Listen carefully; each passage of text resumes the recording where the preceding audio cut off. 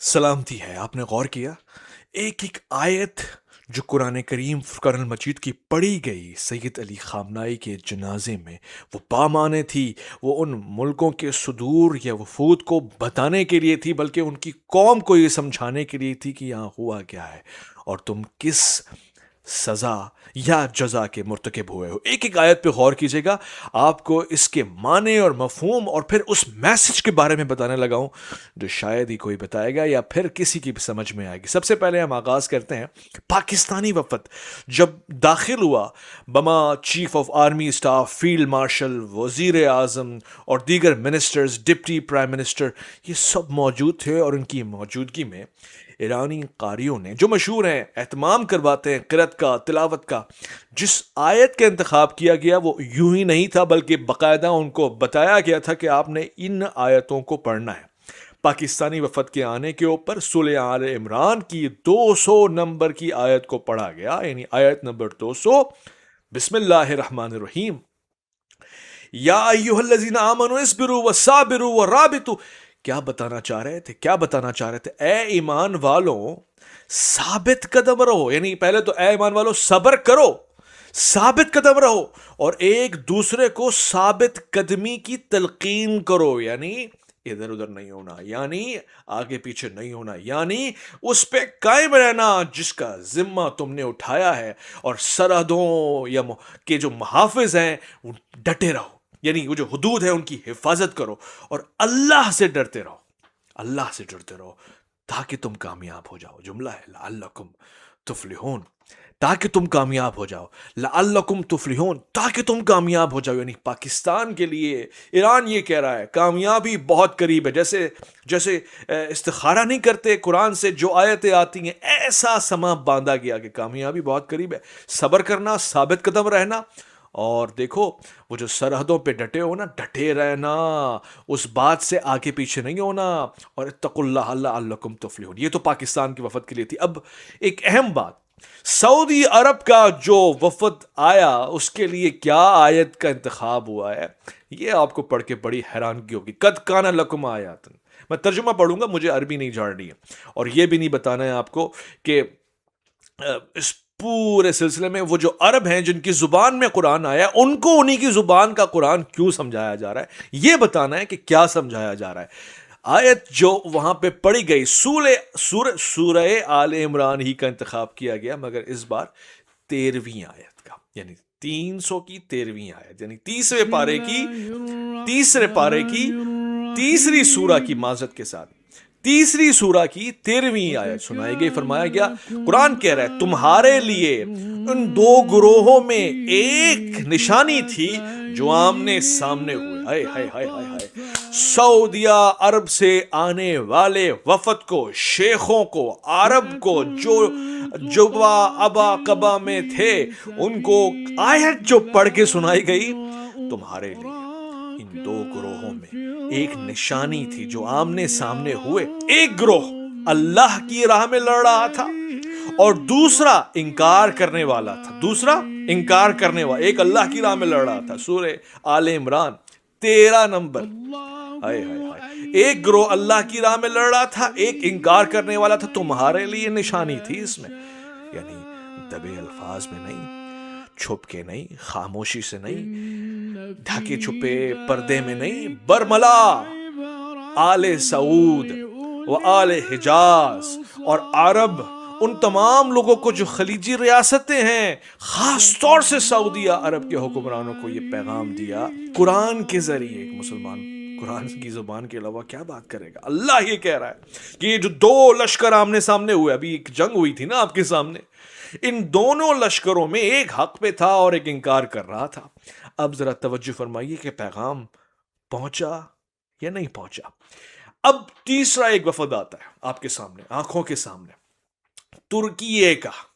और जब तुर्की का वफद दाखिल हुआ उस ताबूत के सामने कि जिसमें सैयद अली खामनाई का जनाजा है, उनका अमामा रखा हुआ है, और फिर उनकी फैमिली के लोग हैं, और फिर मैंने कहा कि उनकी नवासी है, यानी ग्रैंड डॉटर और बच्चे, फैमिली के लोग, उसके सामने उनके वफद को बड़े एहतराम से रिसीव किया गया, बड़ी रिस्पेक्ट दी गई। मगर सूरह निसा की 95 آیت پڑھ کے سنائی گئی.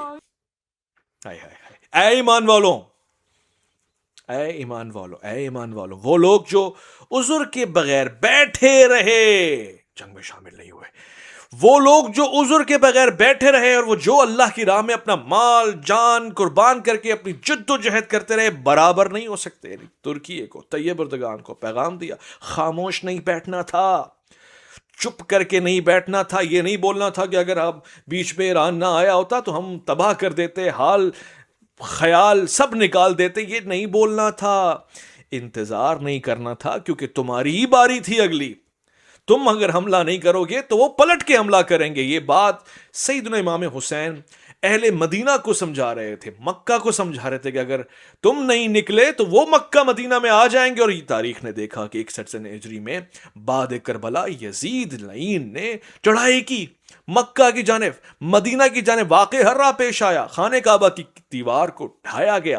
یہ آیت وہاں کا وزن رکھتی ہے، یہاں پہ صادر اپنے پورے مفہوم کے ساتھ ہو رہی ہے. اور کیا خوبصورت بات بیان ہو رہی ہے کہ اے ایمان والو، وہ لوگ جو بیٹھے رہے، یعنی کوئی انوالومنٹ ہی نہیں کی، جو ان کا حق بنتا تھا، فرض بنتا تھا، کیا ہی نہیں.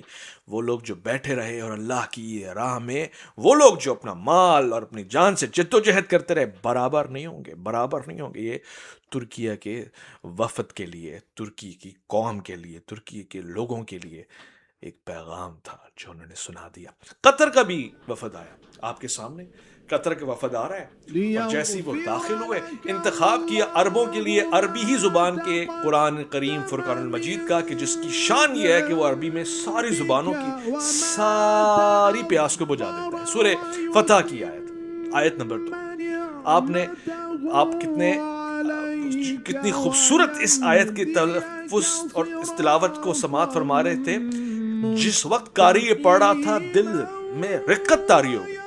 قرآن خود کہتا ہے جب آیتیں پڑھی جاتی ہیں خوف خدا سے رقت طاری ہو جاتی، وجلت قلوبہم. یہی کیفیت تھی جب ترکی کے وفد کے سامنے آیت پڑھی گئی، تاکہ اللہ آپ کی اگلی اور پچھلی لغزشوں کو معاف فرمائے. قطر کے لیے کہا، قطر والوں کے لیے کہا، اپنی نعمت آپ پر مکمل فرمائے اور آپ کو سیدھے راستے کی ہدایت دے دے. دعا بھی ہو گئی، پرانی غلطیوں کے حوالے سے ازالہ بھی ہو گیا، اور یہ بھی بتا دیا کہ بھائی ابھی نعمت کا اہتمام اور اس کی تکمیل ہونی ہے.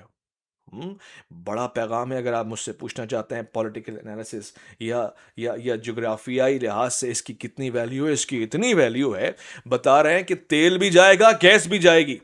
بتا رہے ہیں کہ شپمنٹ بھی ہوگی، امپورٹ ایکسپورٹ بھی ہوگی، ٹریول بھی ہوگا، ٹور بھی ہوگا. اور اگر یہ نہیں کرو گے جو اپنی عزت اور غیرت کا دفاع ہے، تو ٹریول ٹور بھی خراب ہوگا، امپورٹ ایکسپورٹ بھی خراب ہوگی، تیل کا بھی مسئلہ کھڑا ہوگا، گیس کا بھی مسئلہ کھڑا ہوگا. ایئر بیسز نہیں دینی ہے بھائی. اس سے بڑھ کے کیا سارا پیغام دے دیا.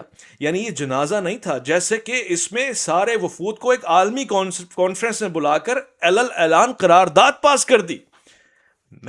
میں ایرانیوں کی تعریف نہیں کر رہا، یہ آپ کو غلط فہمی ہوئی ہے. میں قرآن کی تعریف کر رہا ہوں کہ اتنی وسعت ہے اس قرآن میں کہ سارے وفد، سارے ملکوں کو، سارے صدور کو جواب دے دیا ان کے ان افعال کے اوپر جو وہ کر رہے تھے اس حالیہ جنگ میں. ان کے حساب سے ان کا جواب رکھ دیا، اور ان کی پوزیشن رکھ دی، اور ان کا سٹینس رکھ دیا، اور ان کا سٹیٹس بیان کر دیا. آپ کو حیرانگی ہوگی کہ حزب اللہ کے لوگ بھی آئے، ان کے لیے بھی آیت کا انتخاب کیا گیا. واضح طور سے ان کو موٹیویٹ کیا گیا، کہا گیا وَلَا تَهِنُوا وَلَا تَحْزَنُوا وَأَنْتُمُ الْأَعْلُونَ. نہیں، ہمت نہیں ہارو، غم نہ کرو، اور اگر تم سچے ہو، مومن ہو، تم ہی غالب ہوگے. یہ سورہ آل عمران کا انتخاب تھا 139. آپ اس تلاوت کو سماعت فرما لیجیے گا. یہ اس وقت بھی پڑھی جا سکتی جب آپ کمزوری محسوس کر رہے ہو، تھکاوٹ محسوس کر رہے ہو. قرآن آپ کو موٹیویٹ کر رہا ہے. ایرانیوں نے اس آیت کو حزب اللہ کے لوگوں کے لیے پڑھا جو فلسطین سے تعلق رکھتے تھے. انہوں نے کہا یہ انتخاب یہاں پر ہے کہ ہمت نہیں ہارو، ٹوٹو نہیں، کمزور نہیں پڑو، کہ وپ نہیں ہو، اور کھڑے ہو جاؤ، غالب آؤ گے. اعلون یعنی تم کانکر کر لو گے، تم فتح کر لو گے. یہ اس آیت کے ترجمے سے مراد لی گئی کہ بڑی موٹیویشن دے دی اور بڑا پیغام اور بڑی پیشن گوئی کر دی آنے والے دنوں کے لیے. وہ جو کاؤنٹر ہے وہ رکا نہیں ہے. حماس کے لوگ بھی تھے, حماس کے لوگوں کے لیے بھی جو وفد آیا آپ دیکھ رہے ہیں. ایک آیت کا انتخاب کیا گیا, سورہ احزاب. سورہ احزاب کی 23ویں آیت تھی. کتنے لوگوں نے اس کو بچپن میں 9ویں 10ویں میں پڑھا ہوگا. اور مومنوں میں سے ایسے مرد ہیں جنہوں نے اللہ سے کیا ہوا عہد سچا کر دیا. ہائے ہائے ہائے.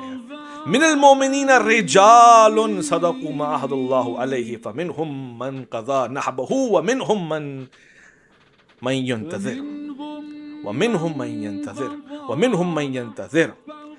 مومنوں میں سے کچھ مرد ایسے ہیں جنہوں نے اپنا وعدہ کیا تھا وہ پورا کر دیا, اور کچھ ابھی انتظار میں ہیں. ان میں کچھ اپنی ذمہ داریاں پوری کر چکے ہیں, کچھ انتظار میں, یعنی قربانیاں اور ہوں گی. ماس والوں کو بتایا قربانیاں اور ہوں گی. ابھی جو وعدہ ہے نا, اپنے عہد میں کوئی تبدیلی نہیں کی انہوں نے, نہ کرنی ہے, اور یہ ذمہ داری ہے ان کی. اور یہ کہہ رہے ہیں کہ ہم نے جو قربانی دینی تھی وہ دے دی سید علی خامنہ ای کی صورت میں, تم نے جو قربانی دینی تھی وہ دے دی تہران میں. جو بڑے بڑے لوگ آئے شہید کر دیے گئے, مجھے نام لینے کی ضرورت نہیں ہے. اور پھر یہ کہہ رہے ہیں کہ آنے والے دنوں میں بھی قربانیاں باقی ہیں, ہماری طرف سے بھی تمہاری طرف سے بھی.